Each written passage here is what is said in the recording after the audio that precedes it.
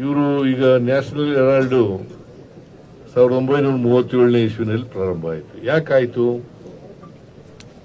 ನೆಹರೂರವರು ತಮ್ಮ ಸ್ವಾರ್ಥಕ್ಕೋಸ್ಕರ ಮಾಡಿದ್ರ? ಅವತ್ತು ಸ್ವಾತಂತ್ರ್ಯ ಹೋರಾಟ ನಡೀತಾ ಇತ್ತು.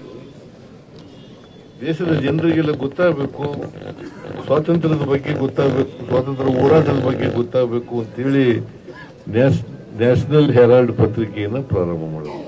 ಅವರ ಆಸ್ತಿ ಎಲ್ಲ ಇದು ಕಾಂಗ್ರೆಸ್ ಪಕ್ಷದ ಆಸ್ತಿ. ಕಾಂಗ್ರೆಸ್ ಪಕ್ಷದ ಆಸ್ತಿ. ಇಂಥದ್ರಲ್ಲಿ ಅವರು ಈ ನ್ಯಾಷನಲ್ ಹೆರಾಲ್ಡ್ ಪತ್ರಿಕೆ ಮೇಲೆ ಯಂಗ್ ಇಂಡಿಯನ್ ಅಂತ ಪತ್ರಿಕೆ ಆಯಿತು. ಯಂಗ್ ಇಂಡಿಯನ್ ಪತ್ರಿಕೆ. ಇದ್ರ ಮೇಲೆ ಸೋನಿಯಾ ಗಾಂಧಿ ಅವರಿಗೆ, ರಾಹುಲ್ ಗಾಂಧಿ ಅವರಿಗೆ, ಮತ್ತೆ ಪಿಟ್ರೋಡ ಅವರಿಗೆ, ಮತ್ತೆ ಯಾರ್ಯಾರು ಸತ್ತೋಗಿದ್ದಾರೆ ಈಗ, ಆಸ್ಕರ್ ಫರ್ನಾಂಡಿಸ್, ಇವ್ರ ಮೇಲೆಲ್ಲ ಕೇಸ್ಗಳು ಹಾಕಿದ್ರು. ಇಡಿ ಮೂಲಕ ತನಿಖೆ ಮಾಡಿಸಿದ್ರು.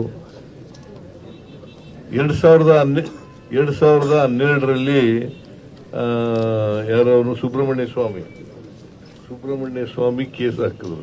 ಇಲ್ಲಿವರೆಗೂ ನಡ್ಕೊ ಬಂದಿತ್ತು. ಹೈಕೋರ್ಟ್ನಲ್ಲಿ ಇವತ್ತು FIR ಕ್ವಾಶ್ ಮಾಡಿದ್ದಾರೆ. FIR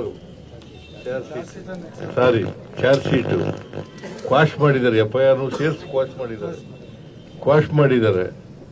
ಸೊ ಅದರರ್ಥ ಅಸತ್ಯವಾಗಿರ್ತಕ್ಕಂಥ ವಿಚಾರಗಳ ಬಗ್ಗೆ ದ್ವೇಷದ ರಾಜಕಾರಣ ಮಾಡಲಿಕ್ಕೋಸ್ಕರವಾಗಿ ಬಿಜೆಪಿಯವರಿಗೆ ನಾಯಕರುಗಳಿಗೆ ಕಾಂಗ್ರೆಸ್ ನಾಯಕರುಗಳಿಗೆ ತೊಂದರೆ ಕೊಡಬೇಕು ಅಂತಕ್ಕಂಥ ಉದ್ದೇಶದಿಂದ ಮಾಡಿದ್ದು. ಇವತ್ತು ಹೈಕೋರ್ಟ್ನವರು ಸತ್ಯವನ್ನ ಎತ್ತಿ ಹಿಡಿದಿದ್ದಾರೆ. ಇದನ್ನ ನಾವೆಲ್ಲರೂ ಕೂಡ ಅರ್ಥ ಮಾಡ್ಕೋಬೇಕಾಗ್ತದೆ.